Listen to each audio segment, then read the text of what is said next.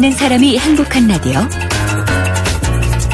최영일의 YTN 뉴스 정면 승부. YTN 뉴스 FM 뉴스 정면 승부 4부 시작합니다. 오늘 하루 동안 스포츠계에는 어떤 일들이 있었을까요? 스포츠 정면 승부 중앙일보 박린 기자와 함께합니다. 안녕하세요. 네, 안녕하세요. 네, 이 미국 프로야구에서 활약 중인 김현수 선수와 추신수 선수요. 나란히 홈런을 쐈군요. 네, 볼티모어 김현수 선수가 오늘 시애틀과 원정 경기에서 7회에 150km짜리 직구를 잡아당겨서 오른쪽 담장을 넘겼는데요. 네. 두 경기 연속 홈런이자 시즌 3호 홈런이고요. 그리고 텍사스 추신수 선수도 뉴욕 양키스전에서 선두타자 홈런을 터뜨렸는데 아쉽게 팀은 1대2로 졌습니다. 그렇군요. 자, 반면에 이 미네소타의 박병호 선수요. 최근에 좀 부진을 거듭하고 있어요. 네, 미네소타 박병호 선수가 오늘 두 경기 연속 선발 라인업에서 제외됐는데요. 네. 박병호 선수가 데뷔 시즌에 홈런을 12개를 기록 중이지만 타율이 1할 9푼 1리로 메이저리그 규정 타석을 채운 168명 중에 꼴찌고요. 아무래도 오른 손목에 통증이 있고 최근에 높은 코스 직구에 번번이 당하고 있습니다. 네. 그래서 마이너리그 강등까지 거론되고 있는데요. 네. 박병호 선수가 또 너무 조급해하지 않고 차분하게 슬럼프에서 벗어나길 국내 팬들이 또 바라고 있습니다. 네, 그렇습니다. 빨리 좀 부진을 극복했으면 싶네요. 자, 전국 곳곳에서 지금 비가 많이 내리고 있는데요. 프로야구 어디 열리고 있습니까? 네, 오늘 5경기 중에 4경기가 비로 취소됐는데요. 네. 잠실 SK LG전, 그리고 사직 롯데 KT전, 대전 두산 한화전, 마산 삼성과 NC전이 비로 수년됐고요. 네. 정구장인 고척돔에서 기아와 넥센이 유일하게 맞붙고 있는데 넥센이 4회 초 현재 6대0으로 크게 앞서 있습니다. 네. 자, 이 유럽 축구 국가 대항전 바로 유로 2016에서 포르투갈이 4강에 제일 먼저 올라갔군요. 네, 포르투갈이 오늘 프랑스에서 열린 폴란드와의 유로 2016 8강에서 1대1로 비긴 뒤에 승부차기 끝에 5대3으로 승리했는데요. 포르투갈이 2회 연속 4강에 진출했고요. 내일 새벽 4시에 웨일스와 벨기에가 8강전을 치르는데 포르투갈이 이 경기 승자와 결승행을 다투게 됐습니다. 네, 아유 정말 혈전이군요. 거의 승부차기로 가네요. 네, 이번 대회 유독 연장 승부도 많고요. 굉장히 치열한 승부가 여러 번 발생하면서 또 승부차기도 이어지고 있습니다. 네, 자, 잉글랜드 프로축구 이 맨체스터 유나이티드가 스타 공격수를 영입하게 됐다. 이거 누굽니까? 네, 스웨덴 출신 35살 노장 공격수 이브라이모비치 선수인데요. 네. 이브라이모비치 선수가 자신의 SNS에 다음 행선지는 맨체스터 유나이티드라고 이적 소식을 알렸고요. 아하. 이르면 내일 1년 계약이 발표될 예정입니다. 이브라이모비치 선수는 이탈리아 인터밀란과 스페인 바르셀로나 등에서 뛰면서 392골을 터뜨린 특급 공격수고요. 이번에 프랑스 파리 생제르맹과 계약이 끝났고 그래서 인터밀란에서 사제지간이었던 무리뉴 메뉴 신인 감독과 오랜만에 재회하게 됐습니다. 그렇군요. 자, 이번 소식 이거 좀 깜짝 놀랄 소식이네요. 이 박태환 선수에 대해서 법원이 이 리우데 자네이루 올림픽에 출전할 수 있는 자격이 있다. 이렇게 인정했어요? 네, 맞습니다. 조금 전에 국내 법원의 발표가 있었는데요. 네. 국내 법원이 박태환이 수영 국가대표 선발 규정에 결격 사유가 존재하지 않고 리우올림픽에 출전할 수 있다고 인정을 했습니다. 네. 박태환 선수가 2014년에 금지 약물이 검출돼서 국제수영연맹으로부터 18개월 선수 자격정지 징계를 받았고요. 올해 3월에 징계가 끝났지만 대한체육회회 징계 만료 후에 3년간 국가대표 선발 불가라는 규정의 발목이 잡혀 있었고, 그래서 국제스포츠중재재판소 중재 절차와 함께 국내 가처분 신청까지 병행했었는데요. 네. 이번 법원 판결로 박태환 선수의 리우 출전에 파란불이 켜졌고요. 네. 또 리우행의 최종 결과는 향후에 대한체육회 대응 방침 등을 지켜보면은 또 나중에 결과가 최종적으로 결정될 것 같습니다. 네, 반전이 나왔군요. 좀 더 지켜봐야 될 것 같습니다. 오늘 소식 감사합니다. 네, 감사합니다. 지금까지 중앙일보 박린 기자였습니다. 지금 여러분께서 듣고 계신 프로그램은 뉴스 정면 승부입니다. FM 94.5MHz YTN 뉴스 FM.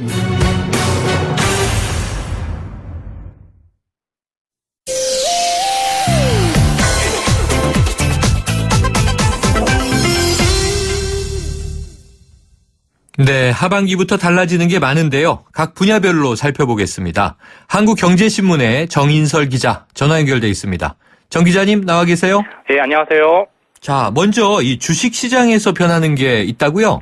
주식 정규 거래 시간이 늘어나는데요. 네. 은행 영업 시간 한번 생각해 보면요. 은행 오전 9시부터 오후 4시까지입니다. 네. 근데 주식 시장은 정규 개장 시간을 보면 오전 9시부터 오후 3시까지거든요. 1시간이 짧죠. 네.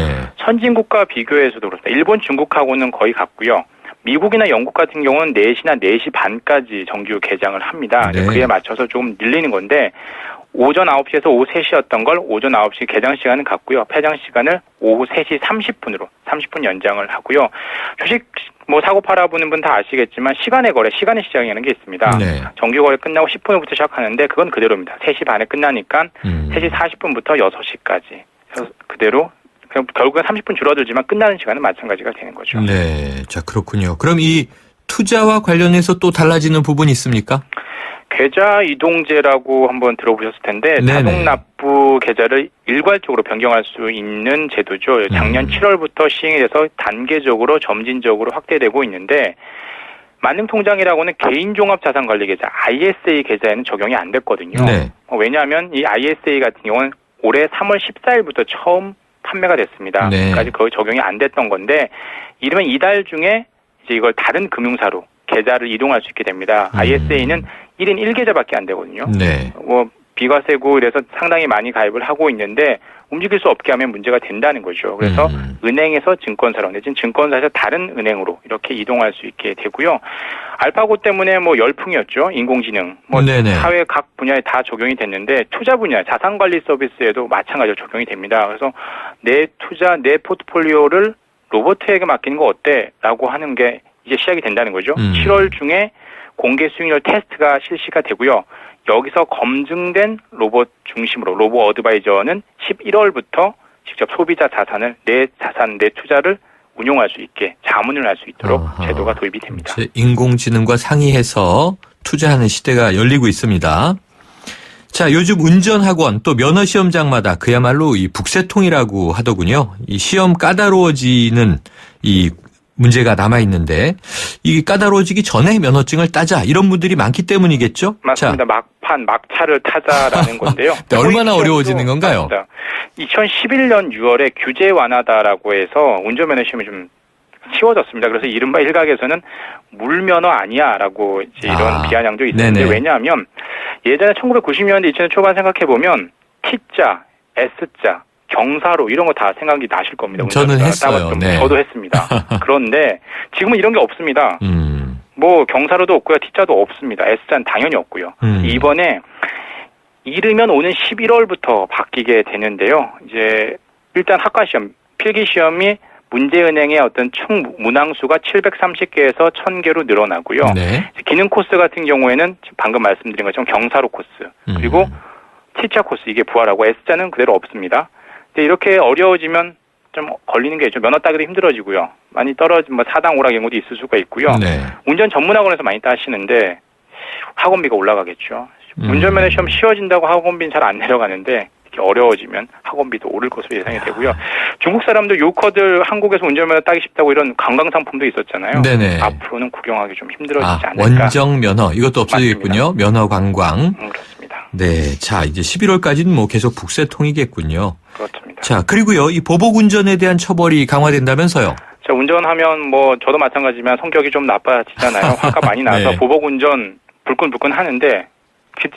그전에도 계속 문제가 있었죠. 형사처벌이 강화됐었죠. 그런데 네. 면허와 관련해서는 별 처벌이 없었습니다. 그런데 이제 앞으로는 7월 28일부터입니다. 보복 운전하다가 적발이 되면 형사처벌뿐 아니라 운전면허가 취소가 되거나 정지가 되는, 즉 음주운전이나 뺑소니 같이 거의 그 수준으로 처벌이 되게 되니까 유의하셔야 될 것 같습니다. 네. 자, 그리고 이 교통법규를 위반하면 범칙금이 나오는데, 자, 범칙금을 이제는 신용카드로 결제해도 된다고요? 범칙금이 있고 과태료가 있는데요. 범칙금은 쉽게 얘기해서 경찰관한테 걸려서 딱지 뜯는 거고요. 네. 과태료는 카메라에 걸려서 딱지가 들어오는 겁니다. 네. 과태료는 그동안 신용카드로 결제할 수 있었어요. 네. 근데 범칙금은 그게 안 됐거든요. 그래서 대부분 범칙금이 보통 쌉니다.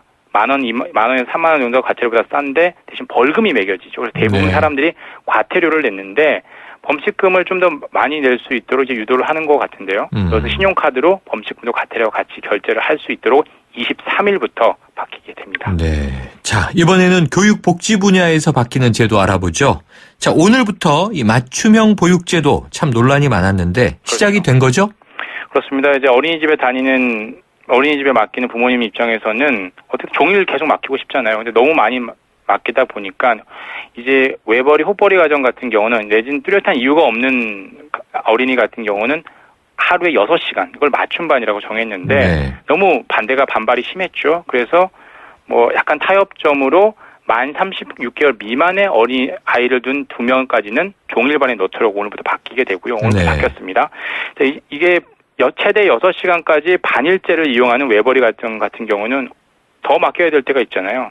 이런 경우에는 월 15시간까지 30분 단위로 추가로 바우처를 지급하는 방식으로 보육 서비스를 받도록 오늘부터 바뀌게 됩니다. 네. 바뀌었습니다. 이게 뭐 정부 입장은 좀 이 시행해 보면서 보완점을 찾겠다는 거였으니까 한번 지켜봐야 되겠군요.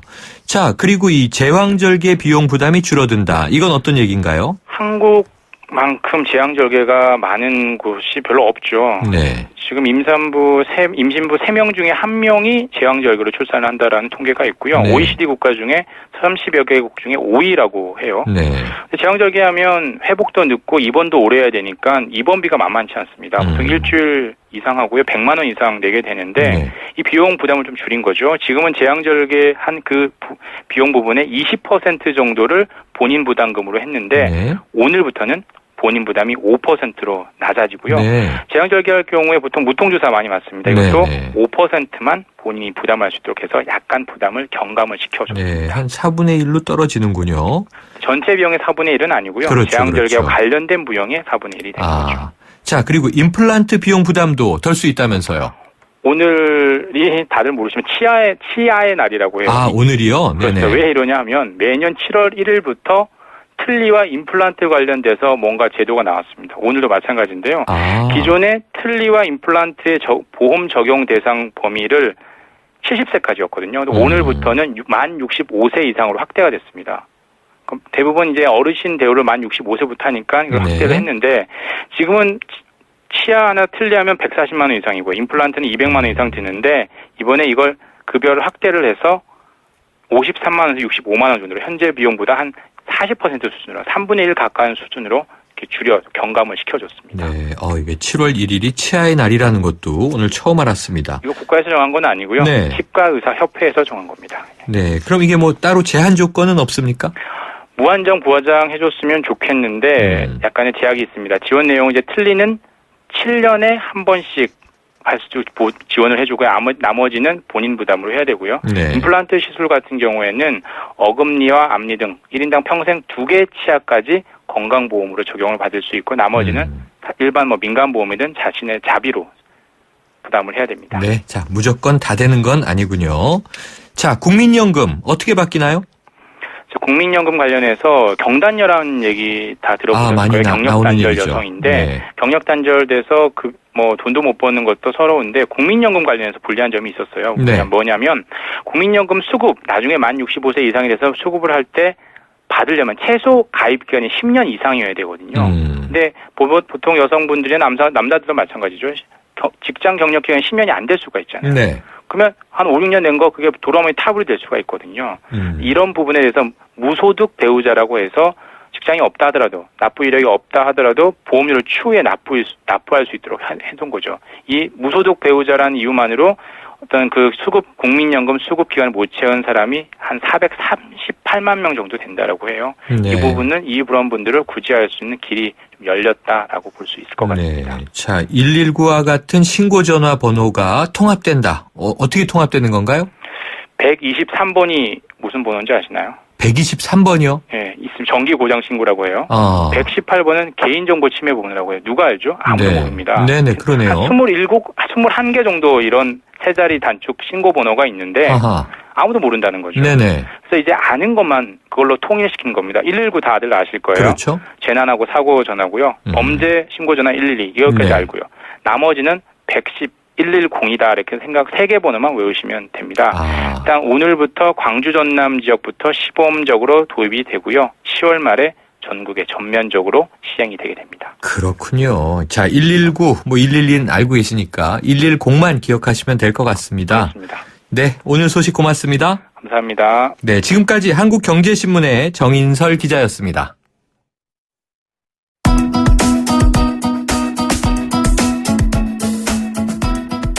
네, YTN 뉴스 FM 뉴스 정면 승부. 금요일에 준비한 내용은 여기까지입니다. 지금까지 프로듀서 박준범, 작가 홍기희, 강현지, 기술감독 김지훈, 황보화, 그리고 진행의 최영일이었습니다. 7월 첫 주말 잘 보내시고요. 다음 주에 뵙겠습니다.